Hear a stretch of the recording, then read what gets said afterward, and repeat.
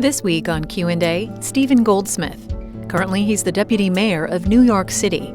During the 1990s, he was the mayor of Indianapolis.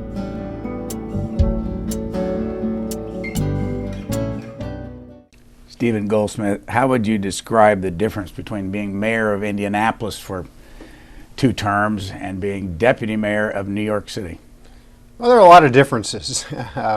There's one difference between being a mayor and a deputy mayor that's not insignificant. I'm now an agent, no longer the principal. There's obviously a difference in scale and complexity. But to some extent, Indianapolis is the 12th largest city in the country. It's not New York City in terms of population, but many urban problems are common from place to place, particularly in tough financial times. So it's fun and challenging, somewhat similar, but dissimilar in a lot of ways as well. When did you decide to do this job and why? Well, yeah, I'm not sure exactly when. I was teaching at Harvard, running an innovation center and doing a little bit of consulting to cities around the country. And I wrote a book on social entrepreneurship, which is the relationship between entrepreneurial nonprofits and cities and government. And there was a chapter in there about New York City and Mike Bloomberg and Joel Klein, the school chancellor, and it was a pretty flattering portrait. I was impressed with what they'd done, and I assumed that that somebody in the Bloomberg administration saw that and appreciated my good sense of judgment. And Mike Bloomberg called me up and said, "I've got this idea." And I went, "This is a really strange idea. I'm not sure I'm ready for it." And he said, "Look, this is probably last April. It's the greatest city in the world, a large footprint, place where reform and innovation would be appreciated. How could you say no?" So I said, "That makes sense. I'll say yes." So how long have you been on the job? I've been on the job about 6 months. What was the first thing you noticed once you got inside the City Hall? Well, I'm a great fan of urban spaces, the diversity, the energy, the activity, the opportunity. I've worked on and off with most of the large city mayors in the country in the last few decades. When I started as mayor of Indianapolis, a group of us who were all friends were elected mayors of large cities at the time, Rich Daley in Chicago, and Rendell in Philadelphia, Kurt Schmoke in Baltimore. I like cities and kind of watch what they do. But this is a particularly interesting time for cities because revenues are down, expenses are up, a lot of stress in a lot of places, particularly the protracted recession, although New York's been a little bit better off than most cities, still has folks who are struggling. It's the common issues of people across the country struck me, A, but B, the difficulty of injecting innovative reform in a really large bureaucracy also struck me as well. I have a lot of former things that you've written and also stories about you.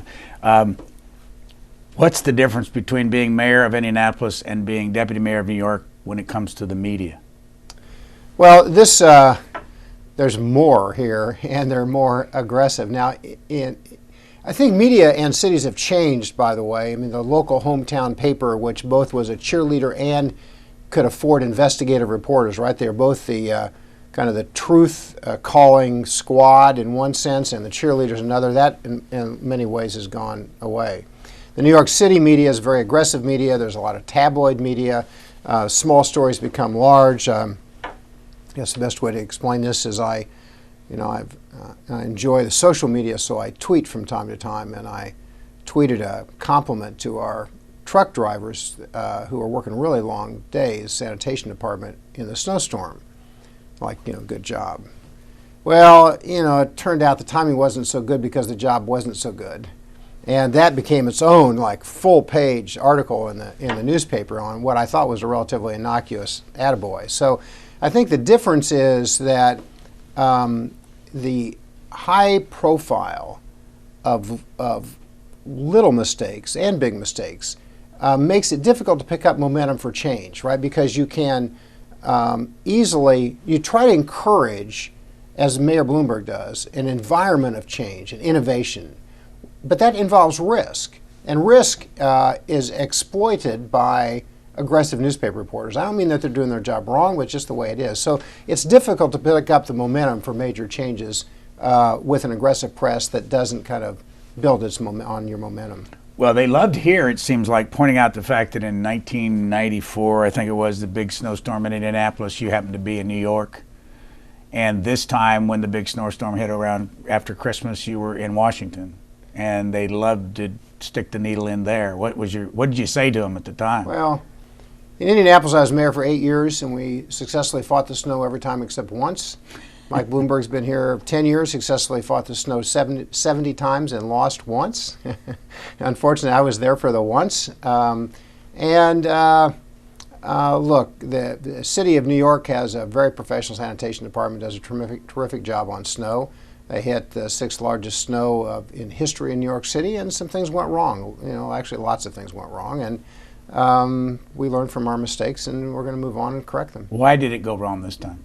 Well, there's a couple lessons in here, some that are kind of localized about snow and others that are generalized, right? So if you have a very deliberate way that you approach a job, let's say snow fighting, and it works every time, then you execute that the same way.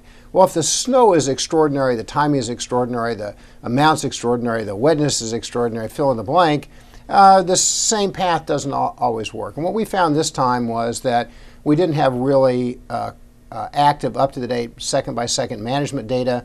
Reports about where the trucks had been were off a little bit, that there were mistakes made by others. For example, 1,000 buses got stuck.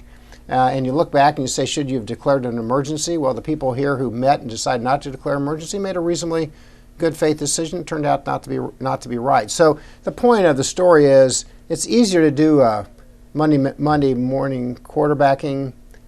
Here, I think we learned that real-time management data coupled with a little bit more in terms of deliberate systems would have helped a lot. Tell me where I'm wrong. You're born in Indianapolis, went to Wabash College in Crawfordsville, which is an all-boys school, still is. It still is. Went to University of Michigan, got a law degree, came back to Indianapolis, was a prosecutor. Mm-hmm. And then what? Well, what I always wanted to do was be mayor. I thought that was a job where you could do the most good. So I went to law school, and because you can't go to mayor's school, so I went to law school, practiced law in Indianapolis, then tried to figure out how to break into politics, and decided that the route would be to try to get elected district attorney / prosecutor. I accidentally won. I was running against a really honorable guy. I should never have won. It was a former Congressman, Andy Jacobs. He had enormous character. He was just a great guy. But for some fluke, I won, and I served several terms, and then got elected mayor in Indianapolis. And what was, as you were going through those 8 years, that people were talking about you as being president someday, cabinet officer, you worked in the George Bush administration, and all that. What was in your head at that time? Well, it depends what the time was, but I thought then and still think there's no better job in America than being a mayor. There's no job where you can wake up every day and see something that's broken or see a family that needs help and go solve it. You can solve it. I mean, if I had enough time, I could have done something for every citizen of Indianapolis.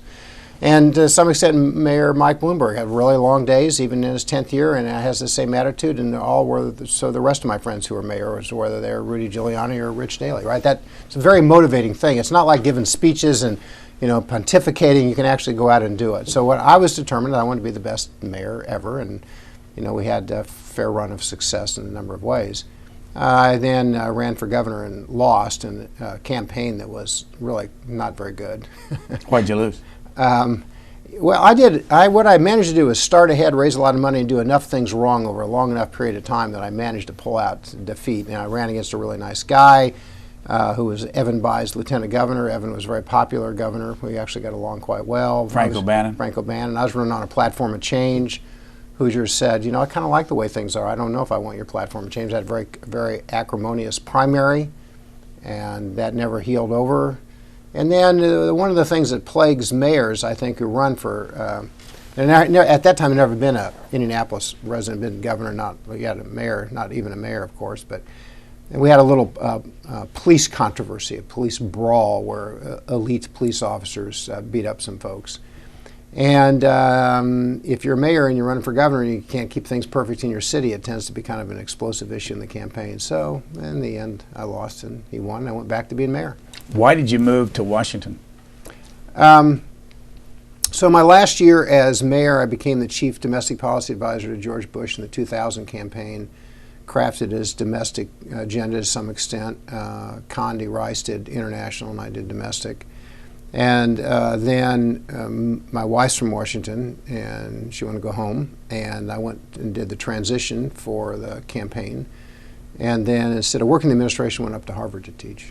Now, your wife, Margaret, is a pulim? We've done a lot of research.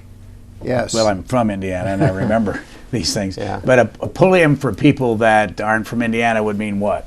And what was her relationship to the pulim family? My wife's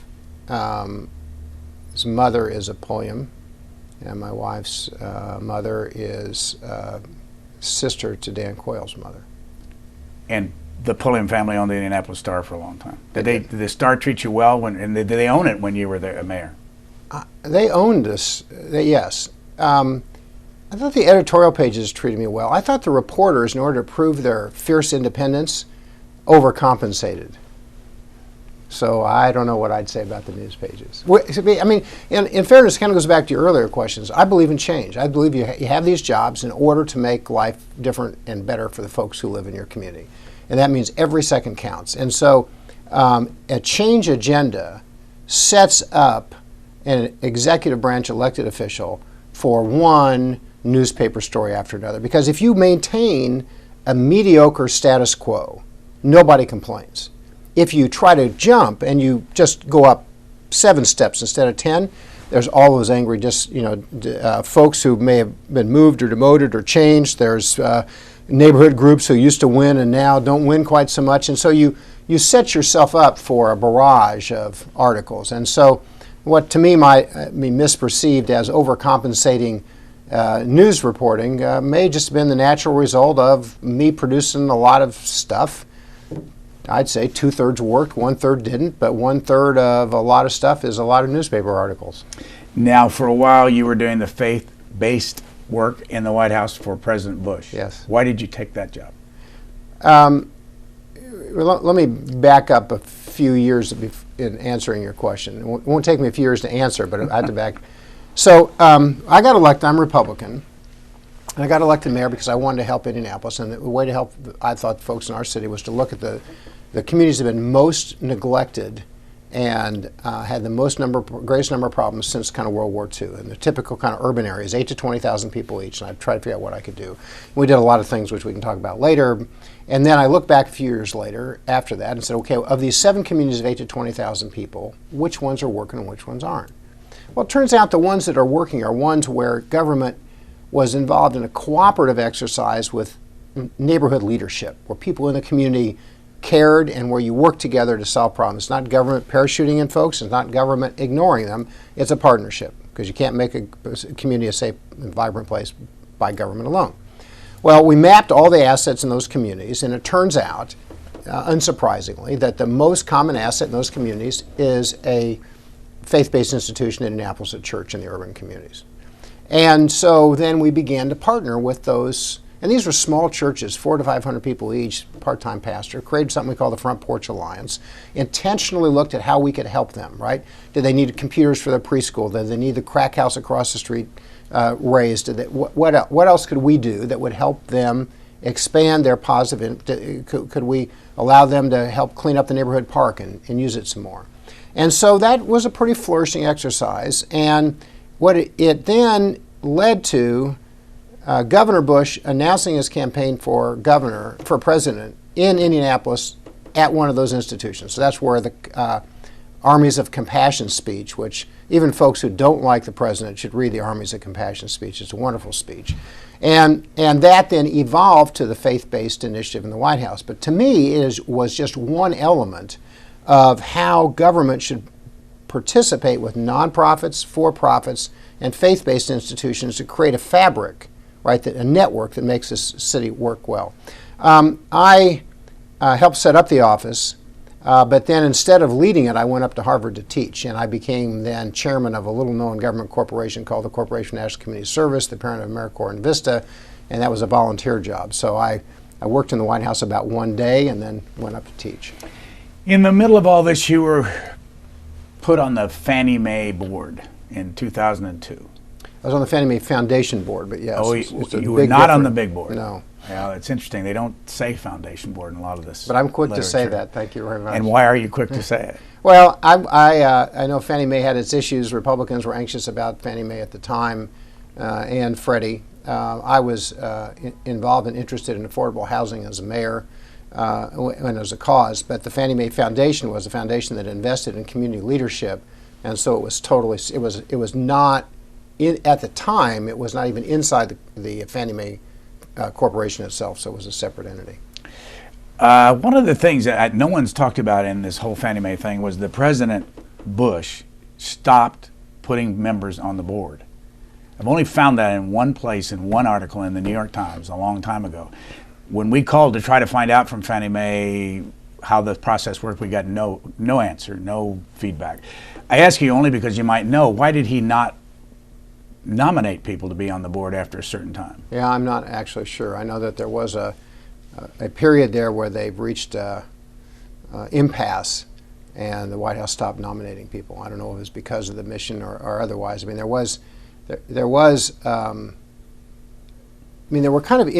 were somewhat inconsistent goals under several presidents. One is to drive up home ownership as much as possible, and the other was not to take imprudent risk with respect to loans. And I think you can do both, but the mission of Fannie Mae as a corporation began to concentrate more on one than the other, and it became problematic. I'm going to grab a couple articles here and ask you about them. This is from August the 29th. You're on board as Deputy Mayor of New York City for operations. How many deputy mayors are there? 5. And what's the difference in being an operations deputy mayor than the rest of them? Because I saw somewhere you said you'd rather have somebody else's deputy mayor job. Well, there's one of the things that drew me to New York is when I started writing. I write books for my spare time, and there's a deputy mayor, Linda Gibbs, who's just done some remarkable stuff here in homelessness and affordable housing and the like. And I was a big fan of Linda's, and then so she does kind of social services. Somebody else does education. Somebody does economic development, and I kind of do the mechanics of government, police and fire and sanitation and budget and things. So, and when I got interviewed by the Times, I said, I'd be happy to trade jobs with her. She goes out every day and helps folks, and I run the mechanics of government. And also there are 50,000 policemen here, which is bigger than all of the government of Indianapolis? There are more police officers than there are total employees, and more police officers in New York City than there are total employees in Indianapolis, yes. There's between 330 and 350,000 New York City public employees, counting education, which means there's Indianapolis is 800,000 people, so 1 out of every 2.5 people in Indianapolis would be a public employee in New York. It's a pretty big scale. How many people directly report to you? Well, I don't know. Somewhere between 0 and 100,000. It depends on how you look at it.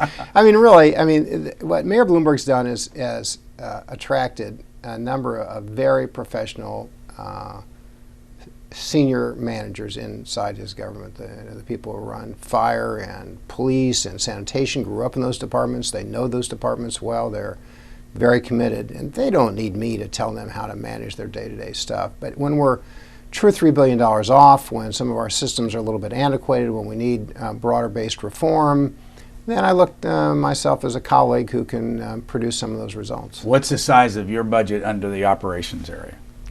Well, actually, I haven't ever totally counted it up. It's probably 15, 20 million. Billion, yeah. Billion. And what was your Indianapolis budget? $1 billion. This article from August the 29th, city taken to cleaners on fleet car wash fees. New York is on track to spend more than $400,000 this year just to wash its cars. That includes paying as much as $110 to clean a little Toyota Prius and $263.25 to clean a GMC Sierra pickup truck. Stephen Goldsmith, the deputy mayor, trying to save $500 million a year by streamlining how the city runs, is trying to find out how much is too much and all that. How in the world can you spend $263 to clean a truck. I thought it was a little bit high, you know. What'd you do about it? Indiana, I think it's 4 quarters in the machine. You spray the water. I don't know. You know, one of the problems you have with this much scale is it's an easy excuse not to pay attention to the pennies and the quarters, and that's obviously more than that. But every car wash counts, right? You know, no more bottled water in the offices, right? I don't know what that Why? was. Because we don't need it. We can either drink it out of the tap or we can buy it in the drums, and we don't need to buy bottled water. I read somewhere where New York's got some of the best water of any city. We do, and so you know you can justify bottled water, you can justify a car wash, you can justify one-sided copy paper, and we've started. I set up a little icon, so simple, on the city's website, nyc.gov. I said, give me your ideas if you think we can how we can improve city government. I expect you to know 5, 10. First 2.5 weeks, 3,000. And 80% of them are good. Turn off the electricity and PS blank, blank, blank, right? Or the like. And so we're going to go after and root these things out, you know, 100,000 here and 5,000 there, 1 million here. And you just, every time you do this, you got to say to folks, look, this is a city where a lot of people are struggling and they're paying taxes. And every dollar you spend is a dollar they don't have, so you better spend it well. And we hope to create that culture. What happened about those trucks and cars being washed? Did you get the price down? We got the price down. We consolidated some of the contracting. We eliminated some of those are what's called details, you know, and we're going through it. And then the question becomes, you know what?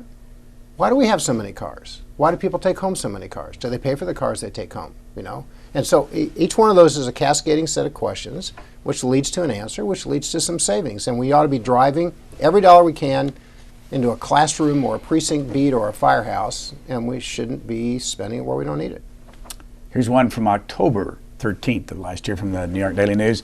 City workers will turn over the keys to a new fleet of shared cars at the end of every workday so regular New Yorkers can rent them on nights and weekends.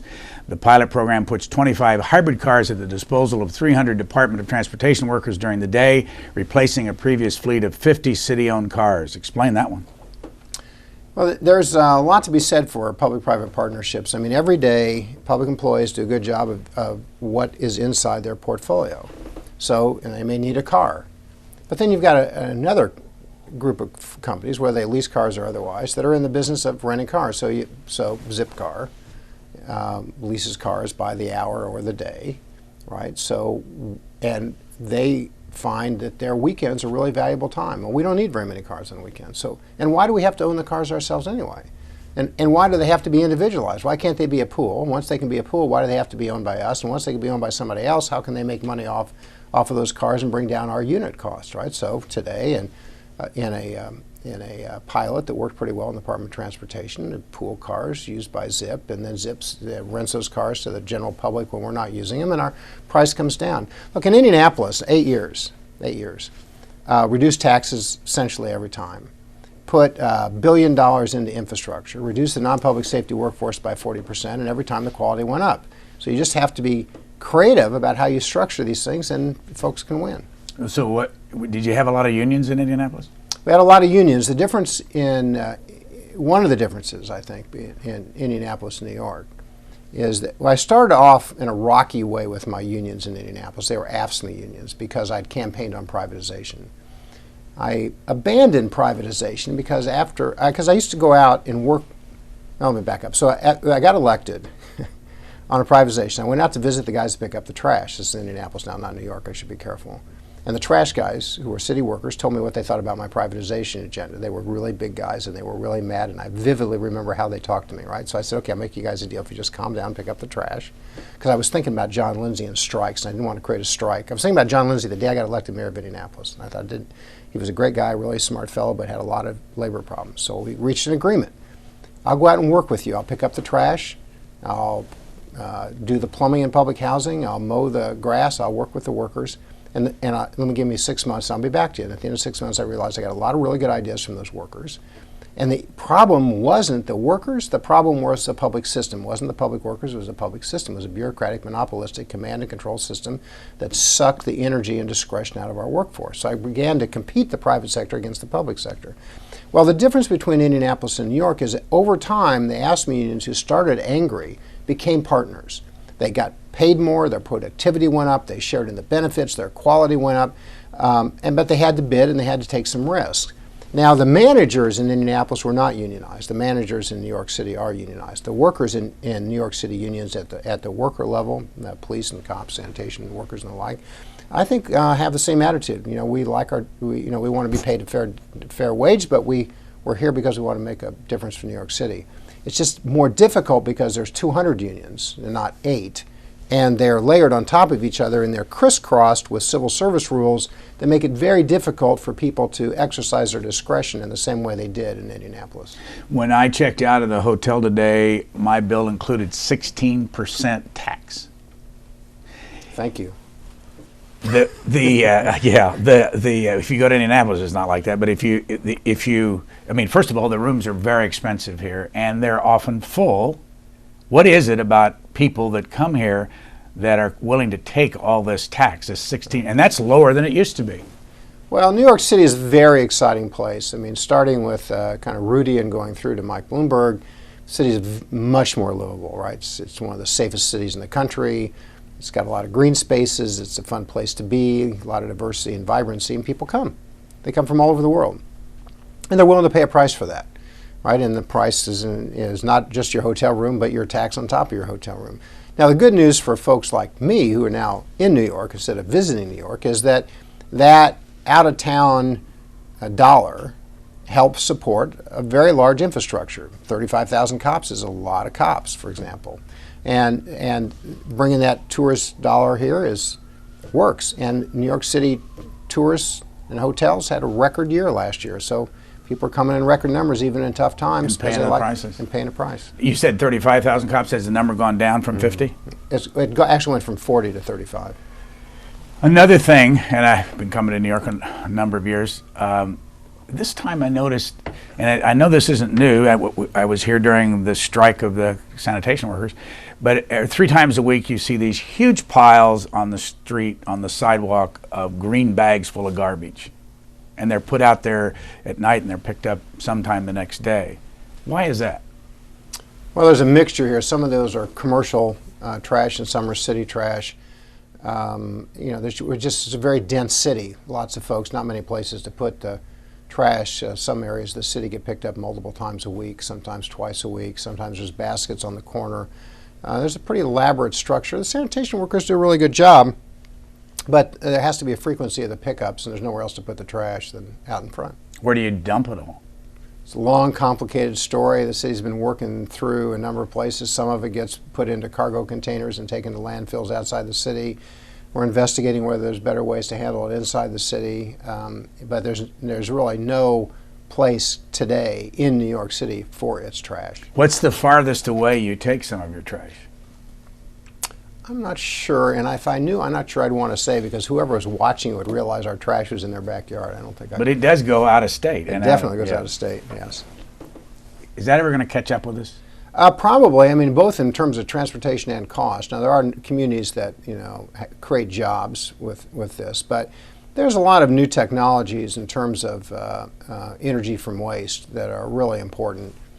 Particularly in this environmental situation, that I think we can make a difference by doing some more disposal locally. November the 2nd, 2010, this comes from UPI. Headline is, New York City eliminates Christmas cards.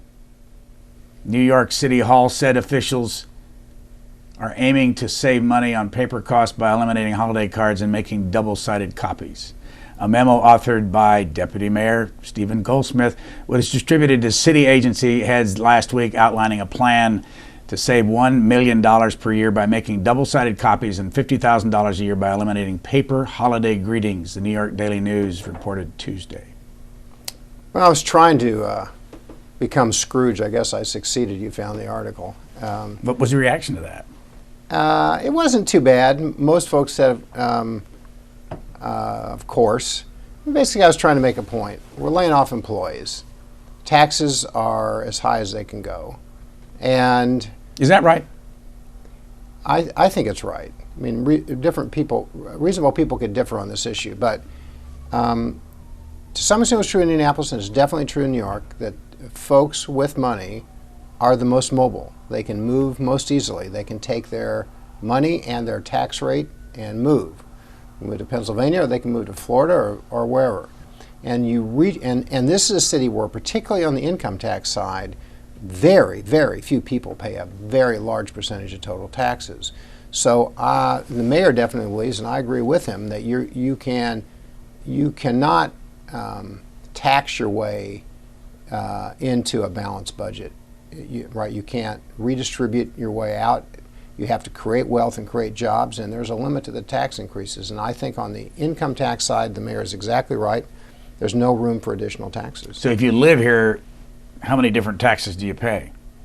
Well, you pay, like in other places, you pay a sales tax, and you pay a personal income tax, and you pay a property tax, but not everybody pays a property tax. Not everybody pays a personal income tax. Do you pay a personal income tax to the city of New York and to the state? Yes. Right, and they're not insignificant taxes. Now, if you don't earn very much money, you don't pay the taxes. But the point is, I mean, I have these negotiations, including with the unions, where they say, "Well, just increase your tax rate," and we go, well, "It doesn't work, right? Because you do have the flight of wealth. So the goal now, right, is to get the expenses under control, and then let the expanding New York City economy, even in this tough time, has produced income that's allowed government to be maintained at the size it is. But that doesn't work over time because the retiree and pension costs are going up so dramatically that they exceed the new revenues by a substantial margin. I want to go back to this important issue of Christmas cards and the double-sided sheets and all. When you make a decision like this, do you have to get the mayor to approve it? Or is this the kind of thing that you can just do? Both. I mean, the mayor, we have an office where the mayor doesn't believe in walls, so he sits in one cubicle and I sit next to him in another cubicle, and then there's other folks with other cubicles around us. And that's the only office you have? Mm-hmm. So office I have, the only office he has. So there's no office. And how many people are in that room? 150. That's city government. Are you in the center? He's in the center and I'm next to him. I would never say I was in the center, but I'm pretty close to the center. And so if I have an issue that I think is, I know what his policies are, and I know when he wants to be briefed, and I know when there's a close call. So, I mean, on something like that, I would essentially just turn to him and say, I really don't think we ought to be, this is actually what happened. I said, I can't believe some of these agencies send out Christmas cards and we don't have any money. What do you think about that? And he goes, well, that's absurd. Stop it. So I write the memo. But had I written the memo and not told him, I would have anticipated that his reaction had been the way it is. Are all the deputy mayors around him? Mm-hmm. Well, yeah, we're down a row, I guess you would say. And how does that work out? Because do you know of any other city that does this now? Well, he was the first, and then D.C. followed. And I don't know if the other cities do it or not. A lot of cities or mayors like substantial offices. I think it's great. It makes him accessible. It makes information democratically available. It says if somebody wants to ask a question, they walk up. I don't have to ask for an appointment with the mayor. He's there. People want to see me, walk up. But what if you want to have a meeting and it's a private meeting? I assume you got a room to go to. Well, we have we have 3 what you would call conference rooms, but I would call tables at the front of the room, where most meetings occur. And then there's a handful of private rooms if you have a big crowd, it's too noisy, but it works. Well, Mayor Bloomberg, and I assume he goes back to his corporation, started with the Bloomberg Company, he had the same thing in that room. He was sitting in the middle of the room. Actually, he was sitting at the other. We used to do our shows from there, but he used to sit you walk in the door and his desk was right at the right-hand side there. That seems to be a very important symbol of some kind. What does it do? It's both a symbol and substantive. I mean, free flow of information is what creates value. That's what's created value in this private company. It's what creates value in City Hall. And so the problem with government generally, outside of that room, Indianapolis or New York, is that there are walls. There are literal walls and there are virtual walls. There are walls between agencies. There's walls between layers. And those, every time you have a wall, you lose the flow of information, you lose the flow of information, you lose collaboration, you lose value. Very important statement and a very important functioning apparatus. In that room, is the police chief in that room? No, the deputy mayors are in that room, and press folks and government relations folks, and then the commissioners are out with their department, without the police commissioners in the police headquarters and fire etc. By the way, do you intend to do the same thing next Christmas on Christmas cards? Is that kind of a thing now? We are done with Christmas cards. You can email out a agency Christmas card, but you can't spend a lot of money creating it. Here's another headline. New York, this comes out of the International Herald Tribune. New York cuts software deal with Microsoft company to charge city only for applications that are used by workers. New York City has put the squeeze on Microsoft, negotiating, this is the language of the story, negotiating a bulk software purchasing deal that should lower technology costs for the city and give the government workers access to more modern applications. We took advantage of the competitive moment, said Deputy Mayor Stephen Goldsmith. Explain that one. That's actually a big deal. A big deal, I think, for Microsoft, a big deal for cities. So, but it also represents more than just a technology contract. We'll think about this a couple ways. So government tends to accept an existing model, and the existing model becomes too expensive. And then they're left with how to bargain down the cost of it. The model is wrong. We have a lot of employees. We do not want to pay a licensing fee for every desktop computer to use that software, which had been the Microsoft model. And we have some people who use Outlook, Excel, PowerPoint, and we have some people who use just email, and so we have different scale users. What you want to do is you want to buy the access that you want, and then you want to move employees to whatever level of performance they need. So this is kind of cloud computing plus desktop computing, and so basically we said to Microsoft, there are others in this business as well, we want a competitive price where we're not paying for every single desktop laptop. We want to pay by use. And we want to have an incentive for us to reduce the use, not to increase it. So let's reprice the whole relationship. And let's make sure we have the best of collaborative tools. Well, we saved $50 million, not an insignificant amount of money, even by New York City standards, and it dramatically will, over the next few years, increase the availability of these tools to all of our workers. Is it your personal goal to slice $500 million from the budget? At least. I'd like to measure it in billions. $500 million isn't really that difficult in the sense that you can see it and you can do it. Now there's some bureaucratic obstacles, right? So a lot of this is what's called shared services, like how do you negotiate the Microsoft contract? How many? We have 10,000 too many desks, right? They're not like in one building, like we have 1 million square feet too much, but we have it scattered in different places. How do you shrink the footprints, right? How do you look at collecting all the money that's due to New York City? What one person is responsible for all accounts receivable? Who is responsible for the fleet? We have 50, 75, I don't even know how many anymore, of garages. Consolidate them. Right? Just consolidate them. And the same is true of our IT servers, right? We have these server farms everywhere. So shrink, consolidate, and organize, get to $500 million a year eventually. What's the biggest, most important project on your desk right now? Well, I think the biggest project is to really liberate the workforce. By that I mean we operate under a set of really archaic rules. Basically, this is the city of Tammany Hall. And this is the city where progressive government was really, in large part, created, one of a couple cities. And so over the last 100 years, in order to make sure that mayors didn't hire their friends and give contracts to their buddies, there are lots of rules. And if 100 rules are good, 1,000 rules are good. And if 1,000 rules are good, 10,000 rules are good. And now there's a rule against everything. And basically what it says is the way we have stopped the abuse of discretion is by eliminating discretion. And then we're going to make it illegal. So the challenge now is to inject a new sense of public service, broader discretion, broad banding, fewer job classifications, more authority over our own procurement, more liberty from Albany and state capital about what the city itself can do. We need to create a post-progressive form of government where we have as our obligation solving the problems of visitors and citizens. And I mean, one way to think about this, if you want a restaurant license in New York City, and this is something the mayor's asked me to look at, you got to go to like 20 different places. You have to get a grease trap license. You got to get a kitchen hood license. You got to get a cafe sidewalk license. We're organized for our own benefit, right? We ought to say, if you want a restaurant license, come to the restaurant department. Don't go to the grease. The the example that strikes me, I guess, the analogy or metaphor is that if it'd be almost as if McDonald's set up 4 restaurants and said, go to restaurant 1 and buy your bun, restaurant 2 and buy your hamburger, restaurant 3 and get your ketchup, and 4 you can have French fries if you want. Then you can put them together for your meal. But that's your problem. That's the way we operate. That's the way the mayor wants us to do, what the mayor wants us to change. Personal stuff for a moment. You still have a connection with Harvard? I'm on leave from Harvard. On leave from Harvard. So you have a Boston possible location in the future. Yeah.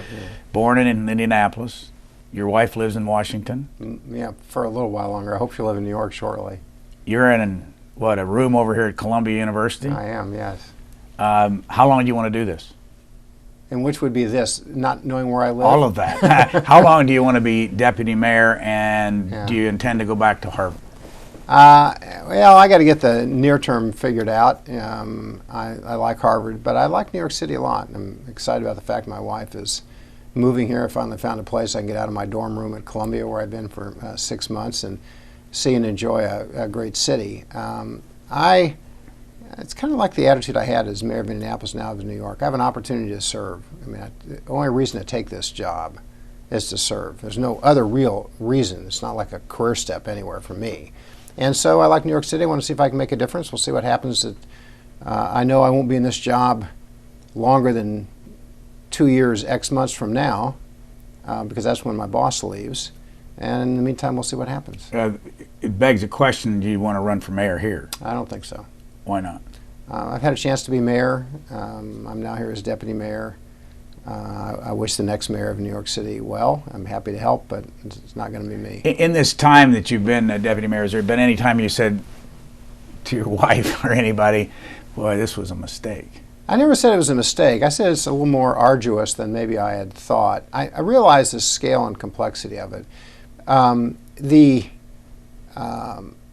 I come from the school that these are opportunities in life you're supposed to make the best of for others, and every second counts. And there's the bureaucracy here and the procurement rules and the like are stacked against instant action. And I don't mind the day-to-day toughness.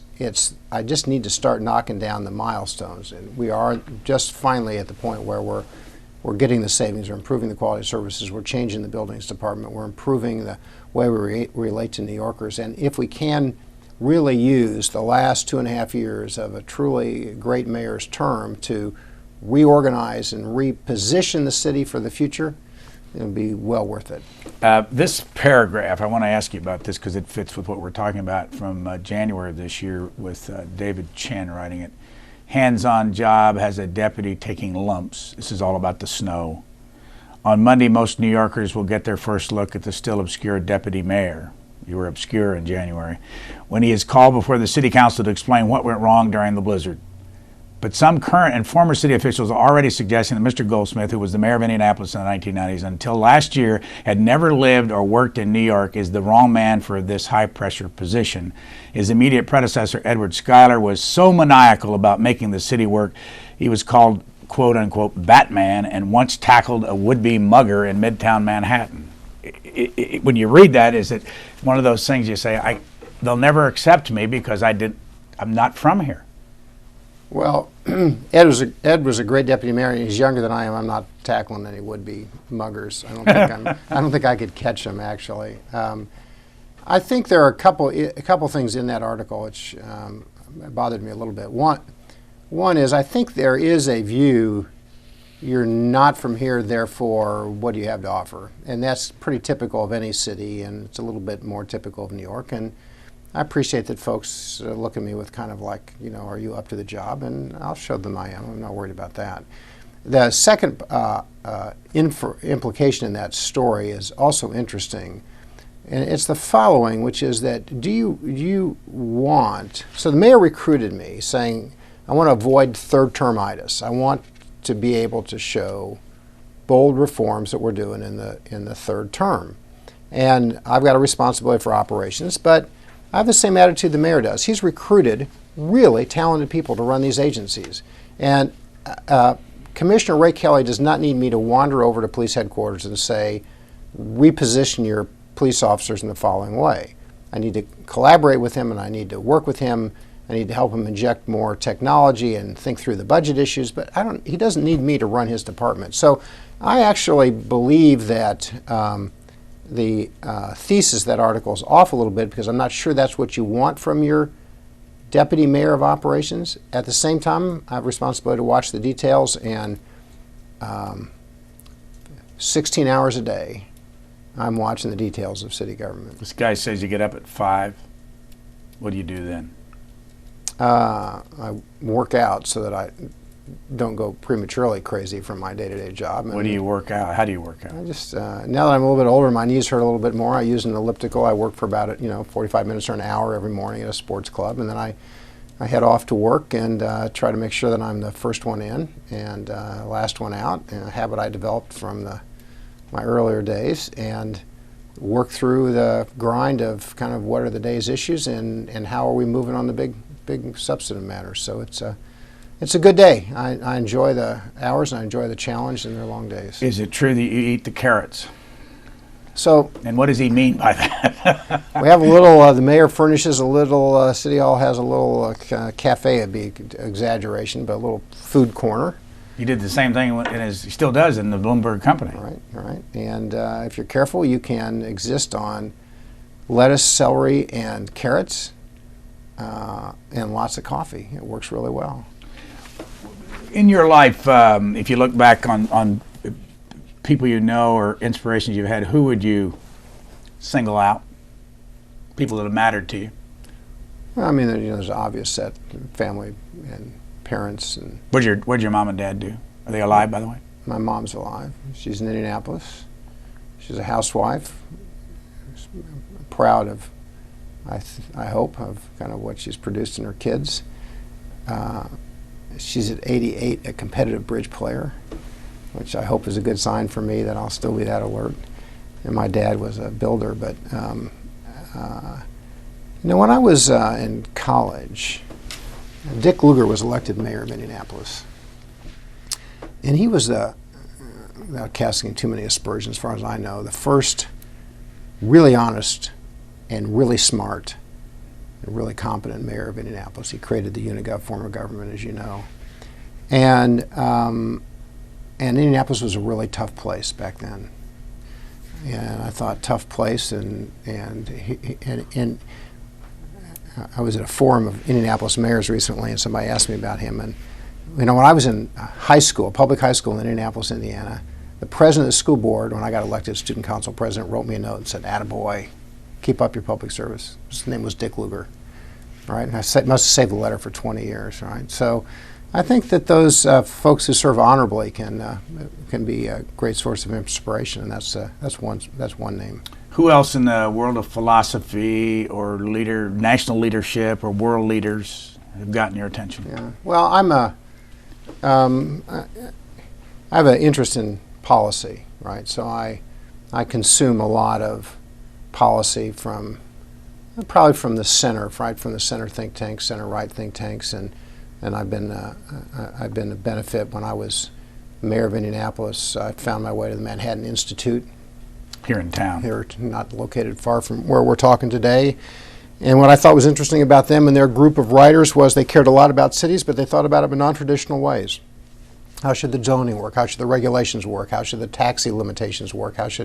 What should civility mean? How do people get along together? And so, whether you start with James Q. Wilson or other folks who kind of think about slightly different ways from accepted political orthodoxy about the way cities should work, I'm a fan of all those. Have you changed your mind at all on privatization of government functions? Well, in Indianapolis, we did the largest wastewater privatization, airport privatization, IT privatization. Today, I would say it differently.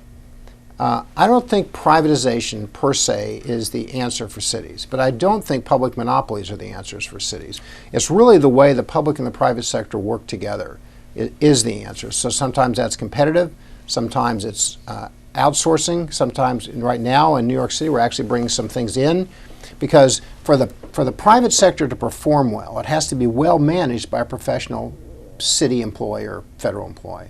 And when things go awry, and they have a lot in the like the big IT systems, city and federal, it's when both sides are off.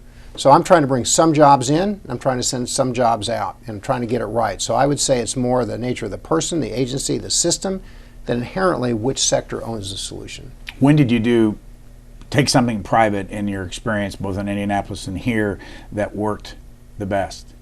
A couple of those in Indianapolis worked very nicely. One, wastewater, which is generally across the country at the time and still is a government-run operation.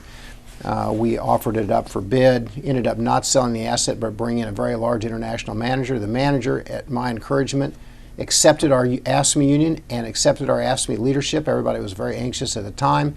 Turns out a few years later, accidents have been reduced by 90%, workers' comp claims have been reduced by 90%, grievances have been reduced by 100%, pay went up. Yeah, there was some thinning of the management structures, but it turns out it wasn't the employees, the public employees, that were holding us back. It was that this was a international company with more PhDs than I had employees, and so I had management talent and technology know-how that worked. And so when you get that combination, it works quite well.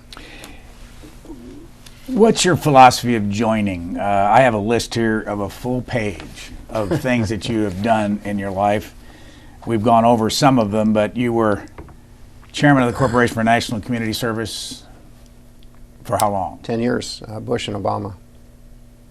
Why did you do that for 10 years, and what did you learn, and what does it do? Well, I accidentally ended up there. It's a quasi-government corporation that owns the national service agenda. And Republicans had always been anxious about it, viewed it as a President Clinton thing, city year, AmeriCorps, and therefore wanted to do away with it. I had a conversation with incoming President Bush, said, he said, what should we do about it? And I said, why don't you just keep it and change it rather than do away with it? And he said, no, good idea, you're chairman. The whole conversation was like 16 seconds long. So therefore I became involved, and I was aware of it a little bit as a mayor. But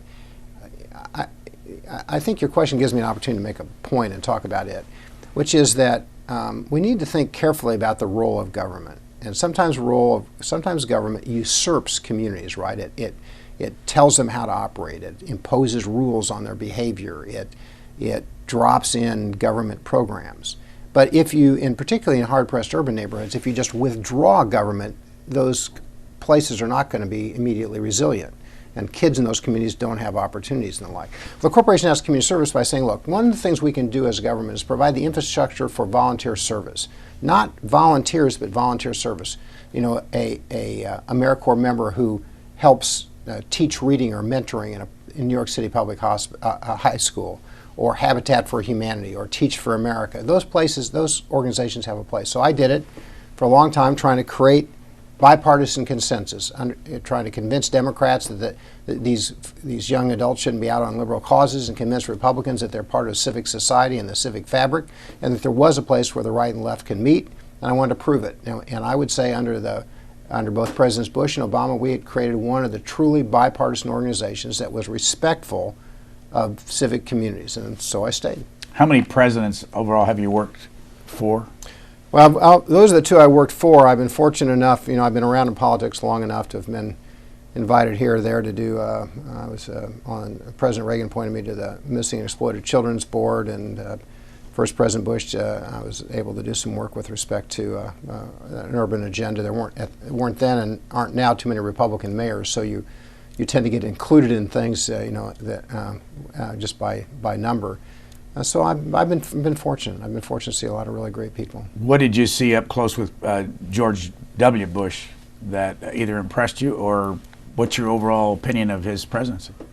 Well, I'm just a local mayor now, deputy mayor. It's not up to me to evaluate his presidency. I was fortunate enough to be able to help on domestic policy, and I was pleased that he followed through and implemented most of those things that we had worked on.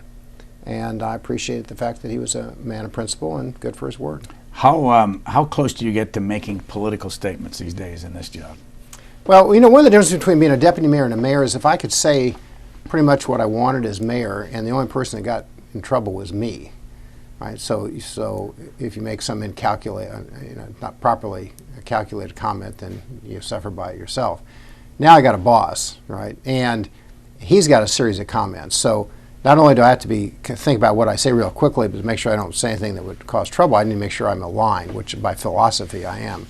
So I steer clear. I'm not here for political purposes. I'm really not. I mean, my first large speech, I got a bunch of questions on social policy. Are your social policies more conservative than this person or that person? I'm not here for social policy, right? There's a role for that in the dialogue, an important role, and they're important social issues. I'm here to try to make the streets a little bit cleaner and a little bit safer, and the tax dollars go a little bit farther, and prove that large cities, particularly great large cities, have a really vibrant future. And I steer away from things that will detract from that agenda. All right, this is a kind of a question that lead to you recommending or not recommending this kind of a move. I remember when Congressman Floyd Fithian left the Congress and became administrative assistant to Senator Paul Simon. Here you have an elected official going to work for someone who is also an elected official. I mean, he was out of a job. But you've done the same thing in some respects. You were the mayor of a city, the last step in the process, and now you're a deputy. What do you think of it? I mean, would you recommend that to your best friends? No, I don't think so. I think it's a good step for me, but it requires a couple things. One, it requires a mayor who's not threatened by his own staff, right? Enough self-confidence, knows where he's going, recruits talented people in large part, and then lets them be successful. And so Mike Bloomberg is a very unusual guy. Secondly, there is a big difference between being the principal and the agent. And so you have to be pretty clear about what your new job is and willing to accept that. And mayors use their public profile to set their agenda and drive their agenda. And deputy mayors are driving their boss's agenda. And they may feel the same, they may be perfectly aligned, but you have to remember it's your boss's agenda, it's not your personal agenda. So I wouldn't recommend it to too many people. We are out of time. We thank you, Stephen Goldsmith, Deputy Mayor of New York, for your time, and we'll look forward to that book after you're out of all this. There'll be one. For the straight scoop. Thank you very much.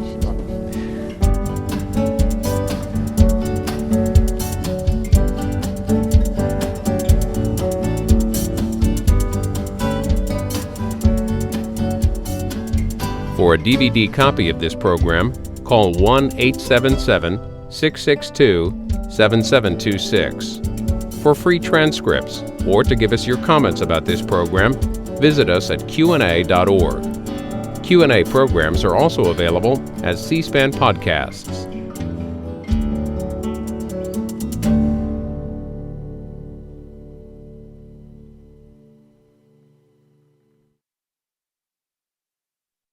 Next, British Prime Minister